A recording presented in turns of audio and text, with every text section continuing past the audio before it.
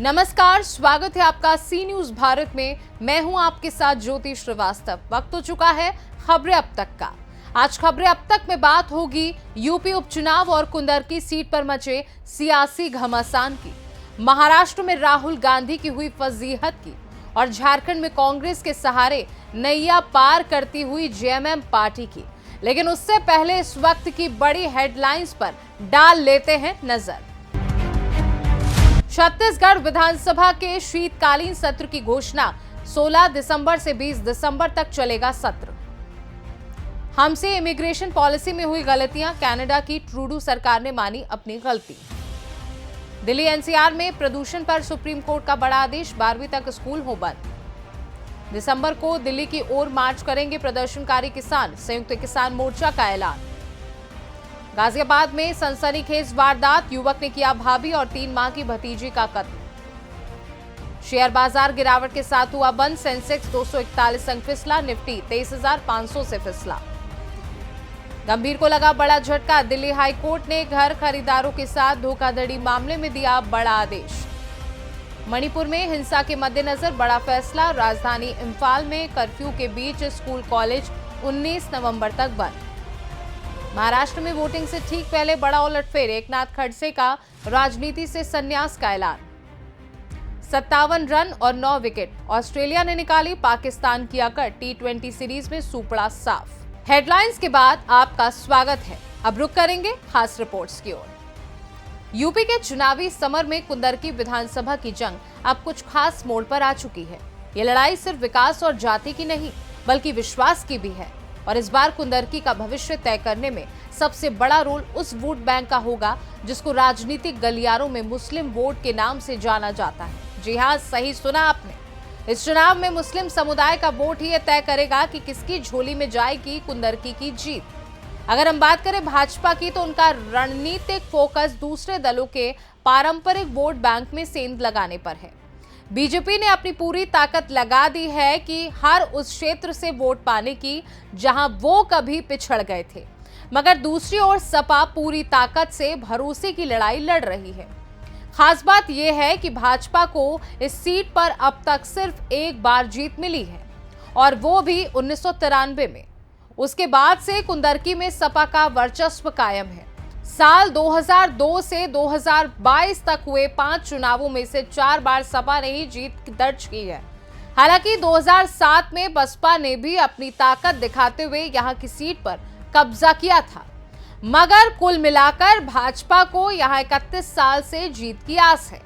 वहीं बदलाव और भरोसे की ये जंग सिर्फ मुस्लिम वोटों के इर्द गिर्द घूमती है, क्योंकि अगर मुस्लिम समुदाय सपा के साथ खड़ा होता है तो भाजपा की जीत का सपना वहीं चूर हो जाएगा।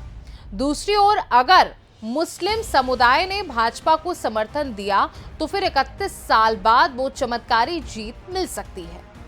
कुल मिलाकर कुंदरकी विधानसभा उपचुनाव में अब तक सब कुछ साफ है। विकास और जाति की नहीं, मुस्लिम वोट की लड़ाई है।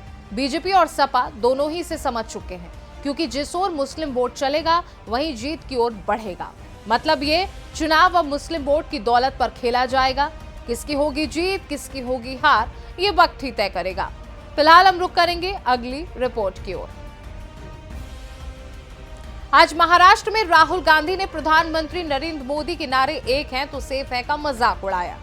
सबके सामने उन्होंने एक तिजोरी निकाली और उसमें से मोदी और उद्योगपति गौतम अडानी का एक पोस्टर निकाला। इतना करने के बाद राहुल ने कहा, जब तक ये साथ हैं तब तक ये सुरक्षित है। देखिए, ये है नरेंद्र मोदी जी का "एक है तो सेफ है"। ये देखिए, "एक है तो सेफ है"।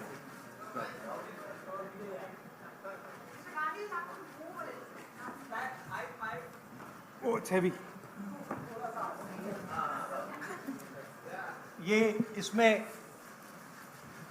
"एक है तो सेफ है", ये नरेंद्र मोदी जी की महाराष्ट्र सरकार की स्ट्रेटजी है। हम आपको ये दिखाना चाह रहे हैं। मुश्किल खुलता है ये पकड़िए। ये देखिए, "एक है तो सेफ है", देख लीजिए। और ये स्ट्रैटेजी का लक्ष्य देखिए, एक है तो सेफ है, धारावी का मैप है, ये भी दिखा दीजिए, दूसरा पोस्टर दीजिए। ये 1 लाख करोड़ रुपए का धंधा चल रहा है। ये आप देखिए, हमारे प्रधानमंत्री जी और अदानी जी एक साथ खड़े हैं, एक हैं तो सेफ हैं, और ये लक्ष्य है। तो उन्होंने अपना नारा दिया है, हम उनका थोड़ा नारे को आपको समझाना चाहते थे। अब इस मसले के बाद बीजेपी ने पलटवार किया है। बीजेपी ने राहुल गांधी पर निशाना साधते हुए कहा, छोटे पोपट ने कांग्रेस को चौपट कर दिया है, जिसकी जैसी भावना है वो एक है तो सेफ है का अर्थ निकाल रहा है।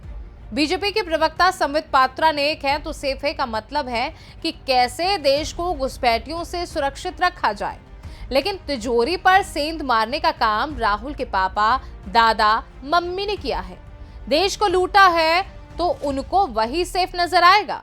सुनिए। उन्होंने पोस्टर दिखाया है तो हम भी पीछे नहीं रहेंगे। ये असली पोस्टर तो ये है। क्या है तिजोरी के अंदर? ये मोटा माल जो गांधी परिवार ने लूटा है वो है तिजोरी के अंदर, और तिजोरी के बाहर ये एक्यूज नंबर 1 और एक्यूज नंबर 2 दोनों बेल पे बाहर हैं। और दूसरा पोस्टर है छोटा पोपट कर दी अपनी पार्टी चौपट, और ये छोटा पोपट नामांकन बाला साहेब ठाकरे द्वारा किया गया है। इतना ही नहीं, दूसरी ओर बीजेपी के महासचिव विनोद तावड़े ने भी राहुल गांधी पर पलटवार किया।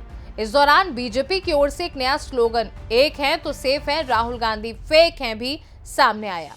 वहीं बीजेपी ने एक बैनर को भी साझा किया, जिसमें इंडिया गठबंधन और कांग्रेस के बड़े नेता अडानी से मिलते हुए नजर आए। बीजेपी ने पूछा कि क्या ये राहुल गांधी के सेफ में नहीं थे क्या? अगर सेफ में फोटो थी तो दिखाया क्यों नहीं गया? और अगर नहीं दिखाया गया तो इसका मतलब है कि एक है तो सेफ है, बस राहुल गांधी फेक है। राहुल गांधी जी ने आज महाराष्ट्र मुंबई में जो पत्रकार वार्ता ली, उस पत्रकार वार्ता में उन्होंने एक है तो सेफ है इस आदरणीय प्रधानमंत्री जी की घोषणा के आधार पर एक सेफ जो होती है लॉकर, उसमें से एक फोटो निकाला कि उसमें अडानी जी और प्रधानमंत्री जी दिख रहे हैं। तो हमारा मानना यह है कि राहुल जी ये देखिए कि रॉबर्ट वड्रा है, गहलोत जी है, तेलंगाना के मुख्यमंत्री है, शशि थरूर है, बाकी प्रदेशों के मुख्यमंत्री भी है। तो ये फोटो आपके उस सेफ में नहीं थे क्या? या अगर थे तो आपने दिखाए नहीं, इसका मतलब एक है तो सेफ है, राहुल गांधी फेक है। कुल मिलाकर देखा जाए तो इस बार भी राहुल गांधी का दाव उल्टा पड़ गया। जहां वो बीजेपी को घेरने निकले थे, वहीं बीजेपी ने उनकी ही पोल खोल दी। एक राहुल गांधी पर पूरी की पूरी बीजेपी टूट पड़ी। अब देखना होगा कि इस वजीहत का सामना कैसे करते हैं राहुल गांधी। फिलहाल अब वक्त है आगे बढ़ने का। रुख करते हैं अगली रिपोर्ट की ओर। झारखंड विधानसभा चुनाव में भी सत्ता का समीकरण बदलने की जंग छिड़ी है। बीजेपी जहां सत्ता परिवर्तन के ट्रेंड को कायम रखना चाहती है, वहीं सीएम हेमंत सोरेन इसे तोड़कर नया इतिहास रचने की कोशिश में है। लेकिन क्या आप जानते हैं कि सोरेन की कुर्सी का खेल कांग्रेस के हाथों में है। दूसरे चरण की 38 सीटों में कांग्रेस महज 13 सीटों पर चुनाव लड़ रही है, और इन सीटों पर कांग्रेस का प्रदर्शन सीधे हेमंत सोरेन के भविष्य पर असर डालेगा। अगर कांग्रेस ने अपनी सीटें बचाई तो सोरेन का सत्ता में लौटना आसान होगा, लेकिन अगर कांग्रेस ने मात खाई तो सोरेन के लिए सत्ता में वापसी मुश्किल हो जाएगी।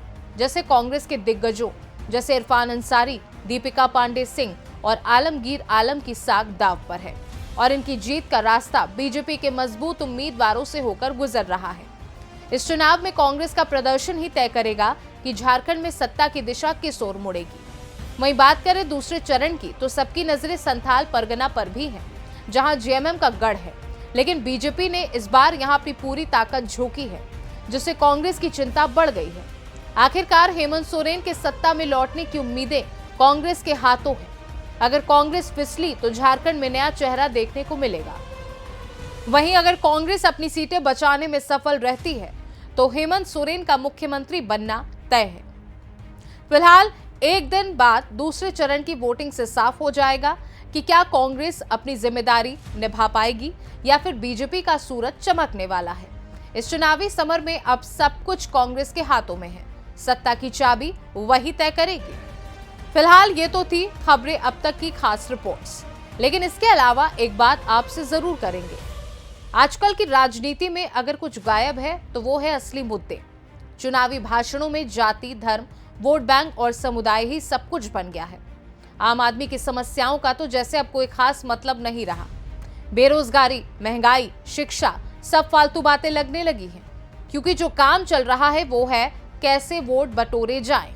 ऐसे में सवाल उठता है कि जनता आखिर अच्छे नेताओं की तलाश में कहां जाए। जो नेता जनता के मुद्दों से ज्यादा जातिवाद के हिसाब से चुनावी जोड़ घटाव करते हैं, उनसे उम्मीद कैसे करें कि वो जनता का भला करेंगे। अगर नेताओं को सच्ची राजनीति करनी होती तो शायद उन्हें समझ में आता कि वोट बैंक से ज्यादा जनता के दिल में जगह बनानी चाहिए थी।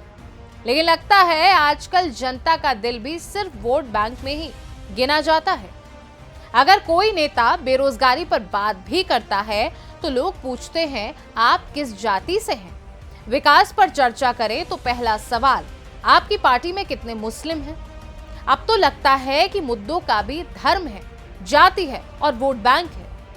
आज की राजनीति में शायद जनता के असली मुद्दे भी जातिवाद की राजनीति में खुद को ढूंढ रहे हैं और वो भी कहीं खो गए हैं, जिसको खोजना बहुत जरूरी है।